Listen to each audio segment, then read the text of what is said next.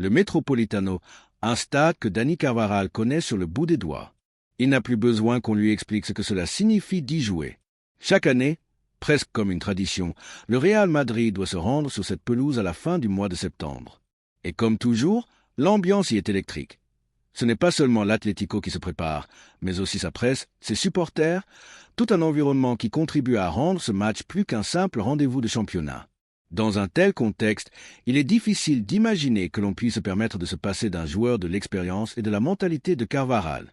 À condition qu'il soit en pleine forme, sa présence dans ce genre d'affrontement est presque une obligation, car il incarne parfaitement ce mélange de caractère, de savoir-faire et de combativité dont le Real a besoin dans une atmosphère aussi hostile.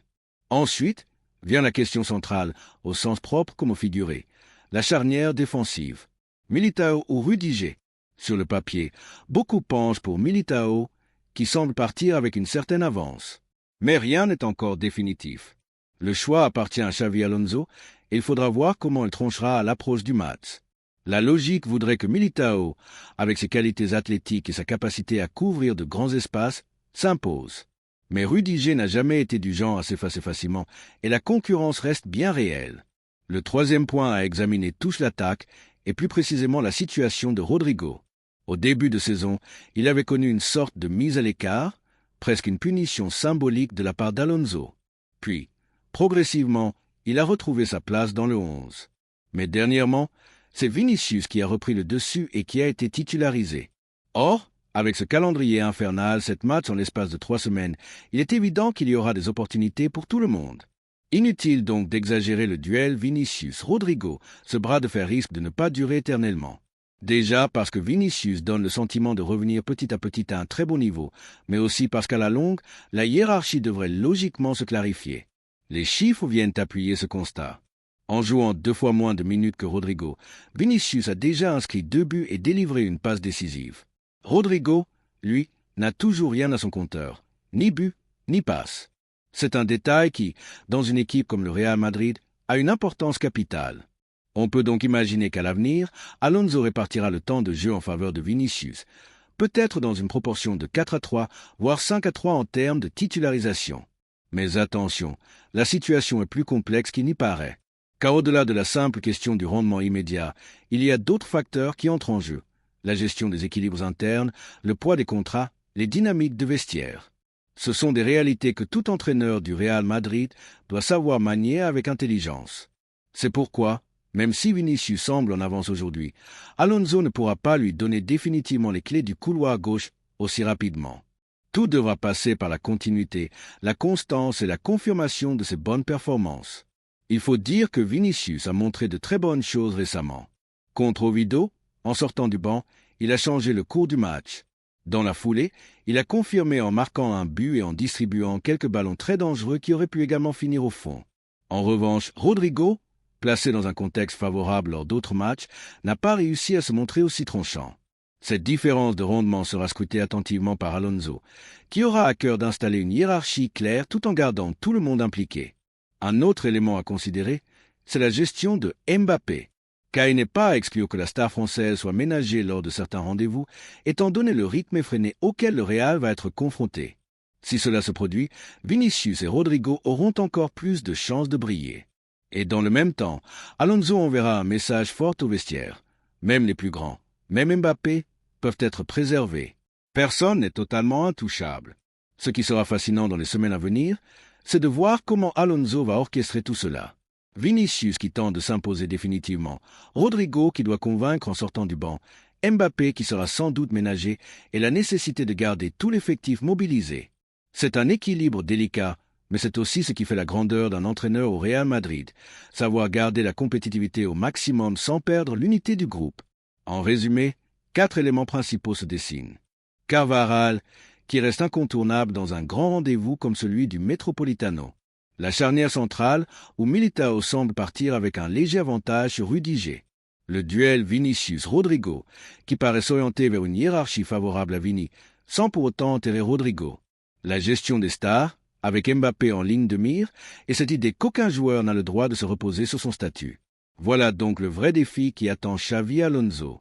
Lui qui, du côté de Leverkusen, avait l'habitude de beaucoup faire tourner, se retrouve aujourd'hui avec un effectif encore plus dense et plus exigeant à gérer. Il devra trouver les mots justes et les choix adaptés pour garder ses stars motivées, tout en intégrant des joueurs de second ou troisième niveau afin de conserver la compétitivité de l'ensemble du groupe. Au Real Madrid, rien n'est jamais simple. Porter ce maillot blanc immaculé signifie bien plus que jouer au football. C'est supporter l'exigence permanente des supporters, de la presse et des résultats. Chaque geste est scruté, chaque erreur amplifiée, chaque performance jugée à l'aune d'une histoire remplie de gloire. Et pour un jeune joueur, le défi est encore plus grand. La tentation de vouloir briller immédiatement est naturelle. Mais au Real, la patience est une vertu indispensable. Il faut accepter d'évoluer étape par étape, de construire sa place dans un environnement d'une intensité unique. C'est précisément dans ce contexte que l'arrivée de Xavi Alonso comme entraîneur prend tout son sens. Lui qui fut un milieu de terrain d'une intelligence rare, maître dans l'art de la lecture du jeu et de la gestion des temps forts, c'est ce que signifie grandir au plus haut niveau. Sa propre carrière témoigne de cette capacité à mûrir dans l'exigence. Aujourd'hui, il devient le guide idéal pour Franco Mastantuono, le joyau argentin de 16 ans que le Real a choisi d'intégrer à son projet d'avenir. Mastantuono débarque à Madrid auréolé d'une réputation de pépite rare. Gaucher élégant, joueur créatif, imprévisible, capable de gestes qui brisent les défenses et font basculer un match. C'est exactement le profil que recherche Alonso pour bâtir son Real Madrid du futur. Mais une question se pose immédiatement. Où évoluera-t-il sur le terrain? En véritable numéro 10 derrière Mbappé et Vinicius, en relayeur créatif aux côtés de Camavinga, ou encore comme ailier intérieur pour surprendre les défenses. Peu importe finalement, car Mastantuono possède cette polyvalence qui lui permettra de s'adapter aux besoins de l'équipe. Cependant, une réalité s'impose. La concurrence au Real Madrid est féroce. Devant lui se dressent déjà des talents confirmés comme Bellingham, Valverde ou encore Arda Güler. Mais c'est précisément cette rivalité qui peut devenir une source de croissance. Vinicius et Rodrigo, avant lui, ont dû attendre leur heure, travailler dans l'ombre, progresser patiemment avant de saisir leur chance au moment opportun. Mastantuono devra suivre ce chemin, en sachant qu'avec Alonso comme mentor, il dispose des clés pour franchir chaque palier. Si tout se déroule comme prévu, ce jeune Argentin pourrait devenir, dans 2 ou 3 ans, l'une des pièces maîtresses du projet madrilène. Imaginez un instant un milieu composé de Camavinga, Tchouaméni, Bellingham, Mastantuono et Güler. Une génération dorée, bâtie pour dominer l'Europe et marquer la prochaine décennie. Car le Real Madrid n'a jamais pensé uniquement au présent. Oui, il veut gagner aujourd'hui, mais il construit aussi l'avenir pour s'assurer de rester au sommet demain. Mastantuono n'est pas simplement un pari, il est l'incarnation de cette stratégie visionnaire. Au fond, il ne faut pas réduire Mastantuono à une simple promesse. Il est davantage que cela, un projet en construction, un diamant brut que le Real Madrid entend polir avec patience et intelligence. S'il parvient à s'adapter à l'exigence madrilène, à saisir les opportunités qui se présenteront et à progresser sous la tutelle de Xavi Alonso, il peut prétendre au rôle suprême. Devenir le grand organisateur du Real Madrid, un joueur capable d'entrer dans la lignée des Modric et des Zidane, ces maîtres du jeu qui ont marqué leur époque. L'histoire de Mastantuono au Real ne fait que commencer. Elle est encore à ses premiers chapitres, mais déjà, elle porte en elle les germes d'une légende potentielle. Et le plus beau dans tout cela, le club ne lui impose pas la pression écrasante d'être immédiatement un leader. Il peut grandir à son rythme, loin du besoin urgent de tout porter sur ses épaules.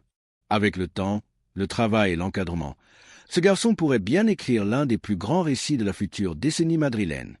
La trêve internationale vient de s'achever et les nouvelles affluent du côté de Madrid. Jude Bellingham a retrouvé le chemin de l'entraînement avec ses coéquipiers, notamment Vinicius Junior, affichant un large sourire après ses matchs avec l'Angleterre. Kylian Mbappé, lui aussi, en a terminé avec ses obligations internationales, tout comme Aurélien Tchouaméni. Bonne nouvelle pour les Bleus, aucun joueur français du Real Madrid n'a subi de blessure. En revanche, petite alerte du côté de David Alaba, sorti touché avec l'Autriche et désormais de retour à Madrid pour des examens plus approfondis. Pendant cette trêve, le Portugal a tremblé mais s'est finalement imposé dans un match piège face à la Hongrie sur le score de 3-2, grâce notamment à Bernardo Silva. Cancelo est bien sur Cristiano Ronaldo.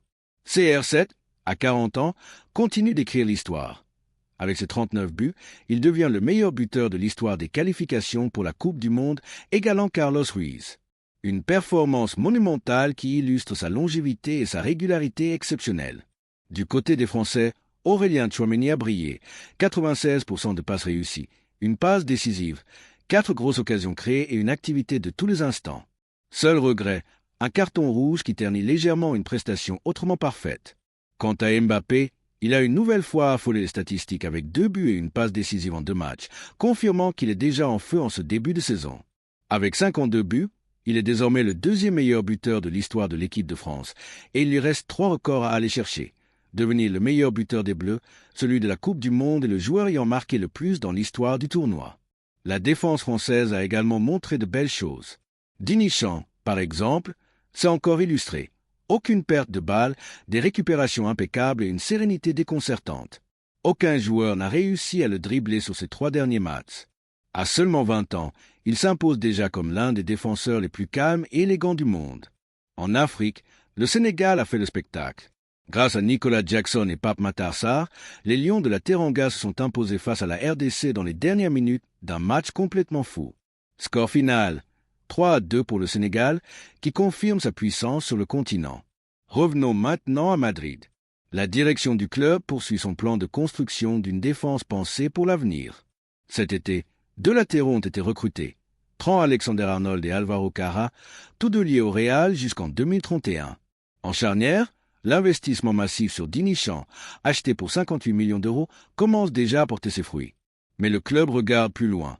En 2026, les contrats de Rudiger et Alaba prendront fin.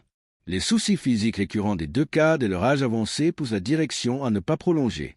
Florentino Pérez et son staff visent donc 2 profils.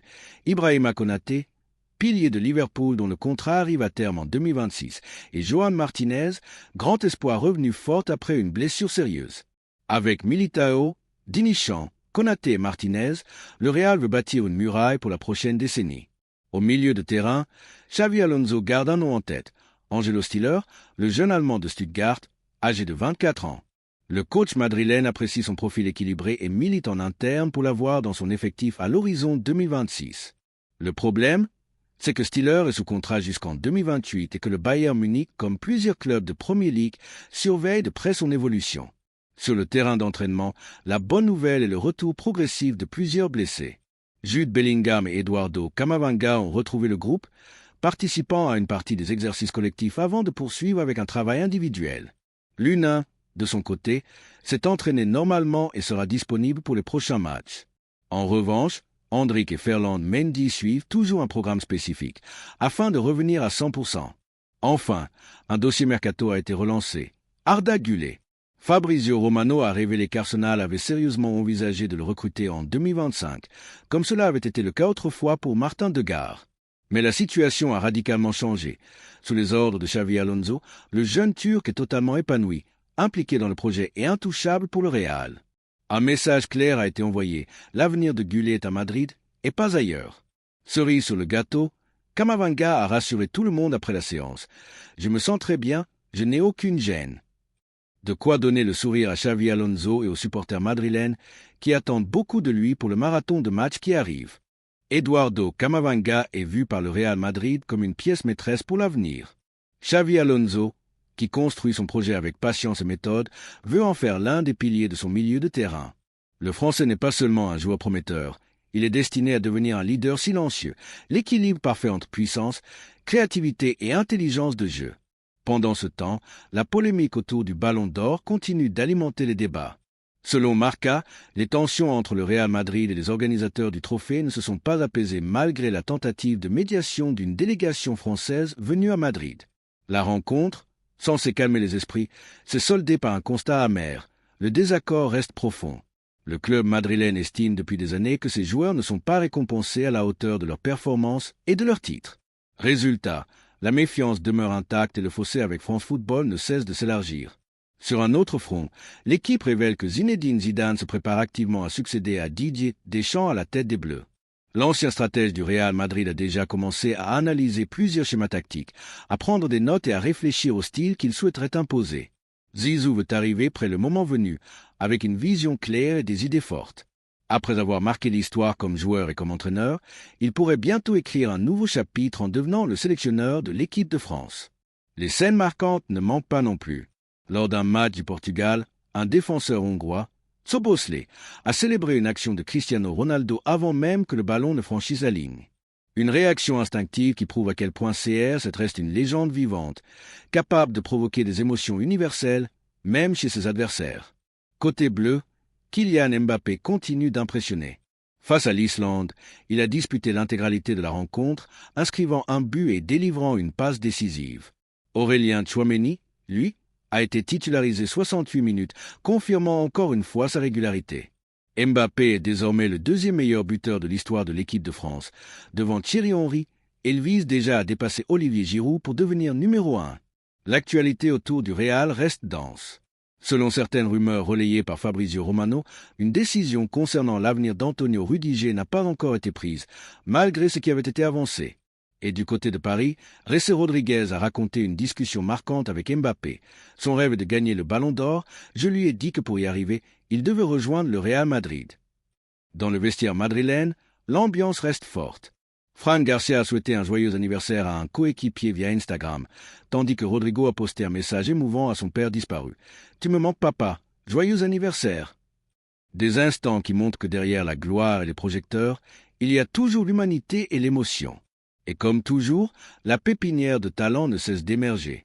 Le Real suit de près Javier Guerra, jeune milieu de Valence âgé de 22 ans, déjà considéré comme l'un des plus prometteurs de Liga. En parallèle, Barcelone continue de miser sur la génération 2007, avec des pépites comme Dani Avila, malgré les blessures qui ont ralenti son ascension. Pendant ce temps, sur la scène internationale, les qualifications pour le Mondial 2026 réservent leur lot de surprises. L'Égypte de Salah a été accrochée par le Burkina Faso, retardant sa qualification. Le Sénégal a renversé la RD Congo après avoir été mené 2-0, s'imposant finalement 3-2 dans un match d'une intensité folle. Le Cap-Vert, lui, a battu le Cameroun et se rapproche d'une qualification historique. La Norvège d'Erling Haaland a écrasé la Moldavie avec un quintuplé du buteur de Manchester City, confirmant sa domination. Quant à l'Angleterre, elle a infligé un sévère 5-0 à la Serbie, poursuivant son parcours parfait. Enfin, sur une note plus humaine, Cristiano Ronaldo a encore prouvé pourquoi il est considéré comme un modèle. En descendant du bus de la sélection portugaise, il a offert son maillot à un jeune supporter hongrois en larmes. Un geste simple mais immense, qui reflète toute la grandeur et le respect que CR7 inspire à travers le monde.